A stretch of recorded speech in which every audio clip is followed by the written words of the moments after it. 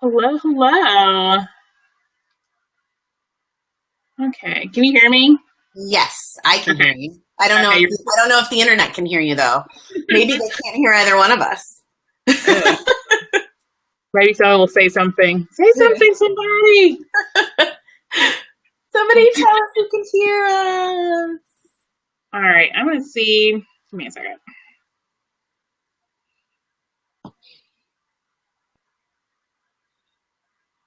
Maybe. Okay. Yay, we are. It's on live. Yay. Okay. I see us on Hey, the internet. hey, I can't hear mommy. the internet, but I can see us on the internet. There you go. All right. Well, hello, welcome. My name is Iggy Lenz from the Expecting Mamas Network, and today we are talking to Graeme from the Postpartum Mama. Hey, And Lynn. today, welcome. Hey. And today we're going to be talking about postpartum disorders. So, welcome. I'm glad to have you on here. Thank you. I appreciate you asking. Yes, yes, I'm glad you accepted. um, so, Graeme is a mom of two, and she runs the postpartum mama website. Hmm. So, um, tell me why you, oh, yes, tell me a little bit about yourself and why you started the postpartum mama website. Yeah. Um, those two things are exactly the same. I started it came out of my experience after I had my son. My son is my oldest child, and after he was born, I got very, very sick. Very sick. And I had no idea what was happening to me, and I had no idea what was going on. And it was like middle of the night. He was maybe 3 months old, and it was the middle of the night one night, and I was just Googling all of my symptoms, like all of these things. Why am I so angry all the time? Like, I was just typing these questions into Google, and I would write the question and then write pregnancy or baby or birth, like after the question. And I kept getting sent to these postpartum depression websites. But I was like, I'm not depressed. I wasn't crying. I wasn't sad. I could get out of bed. So I didn't even read them. It would pull up all of this postpartum depression stuff. And I was like, but that's not me. And then I would type in the next symptom and baby and get sent right back to them. And I was like, okay, maybe it is me. How many times do you have to hear this? Do you have to be told that maybe this is what's going on before you're like, maybe that is what's going on? So I started postpartum mama because I didn't want the word depression to be in there. I wanted it to be something that moms could be like, oh, she's another mom. Yeah. Maybe what's going on with me, maybe she understands what's going on with me.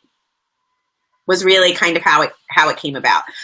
Because once I did find articles and blog posts and women telling their stories, there was a lot of that same kind of theme ran through the whole thing where people were like, yeah, I didn't realize that this was part of depression. Like, I didn't, there were so many of us. And I was like, oh, okay, then that's what I need to talk about. You know, Yeah. if that's what nobody knows is happening, then that's what I need to talk about. So. Huh. Yeah, that's definitely an interesting story to be looking up stuff like that. And this isn't me. Right. This doesn't But, for a lot of us, a lot of women just in general, especially when they're pregnant, like the moms, the expecting mamas that are reading you and listening to us right now, they might not realize that 10% of pregnant women are dealing with it's called a perinatal mood disorder because it's not postpartum yet when you're pregnant. And that those can be like panic attacks. It can be anxiety. It can be OCD, which is just like compulsive thoughts where your brain is racing and you can't stop thinking about stuff. It can be rage, like this really weird anger that comes out of nowhere. And a lot of these things can get brushed off as like, oh, you're just being hormonal. You're pregnant. yeah. You're tired. Of course you're angry. You have to get up and pee every 2 seconds. And we get brushed off. That's what I thought it was. Yeah. It wasn't until after I started getting better when my son was 7 or 8 months old that I realized, that I had been sick since he was pregnant, since I was pregnant with him, Yeah. Yeah, it might not be hormones, mamas. It might not be. And if it's not, there's therapy that you can do. It doesn't mean that like something's wrong with your baby or that you have to be on scary medications or like, it's not the end of the world. And there's a lot of help, a lot of help out there, like so much help. And there's a lot of tests and research that have been done on medications. So if you do need that, there's medications that are perfectly safe to take while you're pregnant. And then there's tons of therapy that you can do that has nothing to do with medication. So, there are resources, I guess is my So statistically, they're saying 1 out of 7 women suffer from some prenatal or perinatal mood disorder or maternity illness. And they're really kind of suffering silence because for whatever reason. So how can, if I'm the mama in that situation, be proactive in seeking that help or recognizing those symptoms? Like you said, you Google, but someone will be like, well, I don't know, those symptoms don't, like you just said, those things don't fit me by, myth of what they think it would look like. Exactly. And what you said about being proactive, that's exactly what you need to do. You need to start now while you're pregnant. If you're a new mom, please don't think I'm saying it's too late for you. It's not at all. It's not at all. It's just, I know where I am, and this is expecting mamas. So I'm trying to speak mostly to women who are pregnant right now. You need to start now, and it starts by learning what the risk factors are. And some of them are things that we don't always think about. Job loss, moving, lack of support. If you live across the country from the rest of your family, that's a risk factor. It's a stressor, any type of a stressor. If you have a history of drug abuse or alcohol abuse and you're in recovery, it's just a risk factor. If you have been trying to have this baby for a really long time, if you've gone through IVF, or if you have struggled with infertility, if you've lost a baby or a pregnancy in the past, these are things that raise your risk. If you have had any type of a depression or anxiety issue ever in your life, those are things that raise your risk. We know that women of color, it's 1 in 3 instead of 1 in 7. Okay. We know that just in general, that number is closer to 1 in 5. Some of the research that's coming out now, it's almost 1 million moms every year. So the big thing to do is recognize your risk factors, first of all, and then have a conversation with whoever's going to be around you, your family, your friends, your doctor, and let them know, hey, I have these risk factors. Like, I'm kind of worried about this, and keep an eye on me. You guys know it's usually the people around you. It's usually your husband or wife or spouse or partner or your best friend or your mom. It's the people around the mom that notice it, because the mom is thinking, it's supposed to be this hard. I'm supposed to feel this horrible. I am screwing up somehow. And the people around the mom go, wait a minute, this is not how she was. Why is she angry all the time? Why is she crying all the time? Why can't she leave the house? What's going on? And then they can go to the mom and go, wait a minute, something's going on.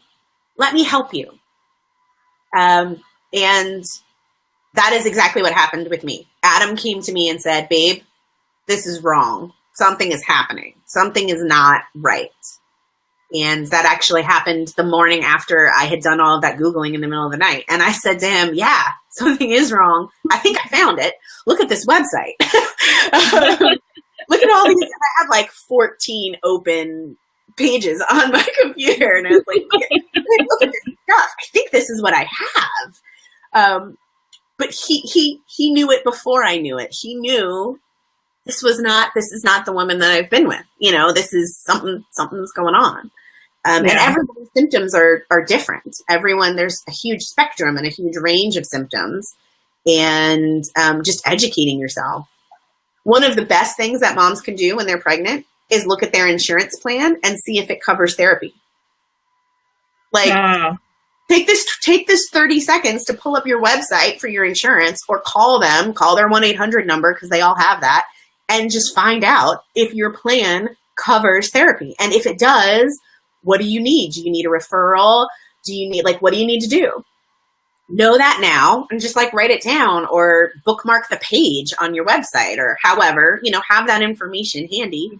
Yeah. So that you know it before something happens. Because just think, if you're stressing out and you're having panic attacks, or you're having depression, or everything is hard, do you want to then have to make phone calls to your insurance agency? Then? No, you do not. I promise you, I had to do it. And you do not want to have to do that when you're like, I can't brain right now. And now I also have to make these phone calls. And I'm trying to take care of this brand new snuggly life that needs me all at the same time. That's just really overwhelming. So if you just have that information, take the 2 minutes, do it now, do it on your lunch break, do it, do it on one of those 10 million times you have to get up to pee in the middle of the night. You know you do. Time period. That's what all your time. Right? You're already not sleeping. So take that time and make yourself a little plan for what you're going to do afterwards. Yeah, I love that. I love all those ideas. And I love your story of telling your husband recognize that in you. Mm-hmm. That kind of brings me to my next question, which is, what can, as a friend or the people who are surrounding you, really do to kind of facilitate that awareness in you, or to kind of bring it up and support, your mama friend in that instance? I would say put the mom first before the baby. And that sounds like, well, of course, she's my friend, I love her. But you think about it, most people walk into the house or walk into the hospital room after there's a new baby, and they go straight for the baby. And I understand that, because babies are they're made of crack. That's what they're made of.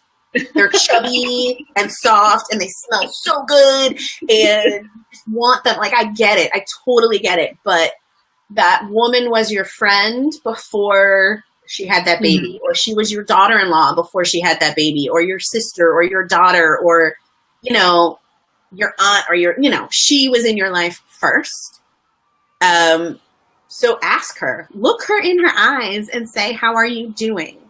And if you see any flicker of anything there, really be present when you ask that question, because women will try to lie, because we think that we are doing something wrong. And we think that we need to be okay, and that we're not allowed to ask for help. And I can't tell you how many times people were like, so how are you doing? And I was like, oh, I'm so tired. And I didn't look them in the eye. I always did that thing, and they shrugged it right off and went straight to my son, because he was just this chunky, adorable, So of course, which one do you want to look at? Do you want to look at the mom that hasn't showered and looks horrible? Or do you want to look at the super chunky, yummy smelling baby? Well, duh, he won every time. But in the meantime, I was sinking and I was drowning. And ask her, and then ask whoever's with her. Ask her partner, ask her husband, ask her spouse, ask them, how is she doing? Really? Are you worried? Is everything okay? Are you sleeping? Are you eating? Ask those questions. And because it might take the question for them to go, wait a minute, oh God, she hasn't slept. They might not realize it, because everybody's just on survival mode, brand new baby mode, trying to figure this out and get their legs under them mode. And it might be a couple of weeks before he goes, wait a minute, she's not, this is weird. This isn't normal, so really asking and pushing for that answer, and then letting them know, hey, so I know you're doing great now. Please don't be offended if I keep asking you. I tell my friends all the time, every time one of my friends has a baby, I am going to call you like every 2 weeks, and I'm going to be like, no, really, how are you? How much are you sleeping? When is the last time you took a shower? Are you eating 3 meals a day? How much water are you getting? I am going to ask you all of these things and make sure that you are taking care of yourself. And I don't really care if I'm annoying. Doesn't bother me. I want you to be okay more than I want you to keep liking me. Like, all right, cool. Don't, Yeah. I let them know that they are the priority in my life. Thank you for making me this super snuggly baby that I get to play with. Like, that's awesome. But you are my priority in my life. So I think we as women need to hear that, whether we're pregnant or not, whether we're moms or not. Just as women, just straight up as women, friend to friend, we need to hear that we are important and that we are a priority. Oh, I love it. I love that. I love it. And then this kind of brings me to my last question. Since you have all this knowledge and all this, your authentic story, tell me a little bit about your 4th trimester school that you have through your website. I would love to hear more about that. I'm sure expecting moms and new moms would love to hear, what is this? And, what is this experience you have? Share. My whole motto or philosophy or whatever is be the person that you needed. So everything I'm trying to do is kind of aimed towards me remembering when I was pregnant and when I first had my son, and I'm looking back now going, man, I wish I had known whatever. And every time I have that thought, I'm like, okay, now I have to go make something. That's where all of my blog posts come from. All my blog posts are oh crap, now I have to make this thing because I wish I had it when I was pregnant or when I was a new mom. And one of the things, the more I learn about what the risk factors are for postpartum depression, anxiety, OCD, all of them, the more I learn about them, the more I realize I had almost all the risk factors. You look down the list and I'm sitting there going, yep, that's me. Yep, that's me. Yep, that's me. And I went, oh my gosh, if anybody had ever shown me this list and said, these are the risk factors. Yeah. And I had checked all those off while I was pregnant, I probably would have said okay, what am I supposed to do about this? I would have been proactive, like you said, Yeah. Just like anything else, they test you for everything. You have to do that horrible glucose test. They take your blood every 2 seconds when you're pregnant. They test you for everything, and they have no problem scaring the crap out of you about everything that you eat or don't eat or do or don't do, right? But nobody talks to you about mental health because they don't want to scare you. And I'm like, you can scare me about fish, but you couldn't scare me about suicide? Oh, but what?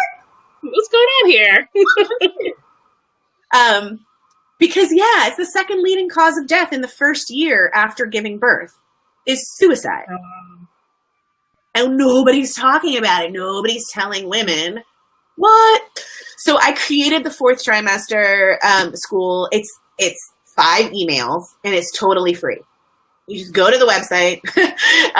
It's postpartummama.org. You go to the website. It says 4th trimester. You click on it and you start getting emails. Each email is one thing that you can do that will lower your risk. The first email is look at all of the risk factors because that's the best way to lower. Really, the first step in lowering your risk is to know what your risks are because all of us are different, right? Yeah. So know what your risk factors are and see which ones you can change, and some you can change and some you can't, If having life stressors and being in a really stressful environment is one of your risk factors, well, there's some things you can do about that. But having had childhood trauma, not much you can do about that. It's in your life, right?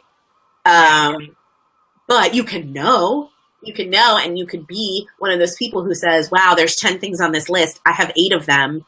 I really need to have a therapy plan in place. Yeah. And I tell moms all the time, I'm a big, huge fan of therapy. I really feel like most of us should have some support because life is hard and just in general. And there's no problem with just going to a therapist while you're pregnant and saying, look, you know, I just wanted to meet you. I just wanted to like meet you and have you meet me and see if maybe we connect on any level, because I'm about to go through this thing and have my first child or second child or whatever. I'm about to go through this big life change. And if anything happens to me, I want to know that I have somebody I can come and talk to that I'm already comfortable with, that I now don't have to wait for an appointment because I'm not a new client. I am now a client on the client list. And you have now met me when I am normal. And now you have a before picture to put with my after picture, right? And there's no way you can lose in that. Really, literally all you lose is whatever your copay is and your hour of going and talking to somebody. There is no possible way that can harm you. All it can do is give you an idea of a way to get support. So there's little tips and tricks and little things like that, but it's 5 emails and that's it. It's really simple and it's totally free. And I have tons of other resources on the website as well. Some of them are free. Some of them are, you know, you pay for. I also do pregnancy and postpartum coaching. So if there's somebody who's like really nervous or just wants somebody to hold their hand through this process, I got 2 hands. I can hold yours. But the 4th trimester school is totally free and fast and simple. And it is the thing I really wish, it is all the information I wish somebody had told me before I had my son. I love it. I love that so much. I love that so much. Well, I would love for you to tell our audience where they can find you, your website, you know, your social media handles or anything, or even an email for them to kind of reach out to you. Yes, you can totally email me. I love talking to moms. Email me. Moms are my favorite people. I love moms because we're cool. Like, we are just really cool. We are pretty amazing. I agree with that. Amazing. Like, seriously, one of my friends is pregnant right now, and I was like, you are making toenails right now while you're talking to me. Have you thought of that? Has it ever occurred to you that, like, you created a liver, like, while we had lunch? What? Amazing. Think about that for a second. Like, what? Okay, so it's postpartummama.org is the website where you can find all this. If you want it. You may not now. You may have just completely turned off and you're never going to even go on the internet again. It's totally possible. That's postpartummama.org is the website. And then on Facebook, it's the Postpartum Mama. You can find me on Facebook. And Twitter, I believe, is Postpartum Mama as well. There might be a the. I can never remember. I'm horrible at this. But I'm on Facebook and Twitter all the time. And you can email me. It's Graeme at postpartummama.org. It's super simple. You can also email me right through the website too. There's like a little contact me form there. So, and I will always, I read all my own email. There's nobody here. Like, my assistants are 3 and 15 months old. So I'm reading my own emails. I will get right back to you. There are national networks of women, survivors, therapists, psychologists, psychiatrists that are ready and willing to help you. There are online support groups. There are in-person support groups in all 50 states, Canada, and I know of a couple in Australia. And in England. So, like, we are all around the world. These women are all around the world, and we are doing this on our own. It's moms helping moms, and my online friends are saving people's lives. It's amazing. It's amazing, these women. So, yeah, if you need help, like, literally wherever you are, if I can't help you, I can find you someone who can. That's what I do. So. That's awesome. Besides wiping butts, I also wipe a lot of butts. A lot of them. But when I am not wiping butts, and sometimes, quite honestly, at the same time, because I've gotten really good at texting with one finger, sometimes I am wiping butts and helping moms. Because moms are cool and they are worth it.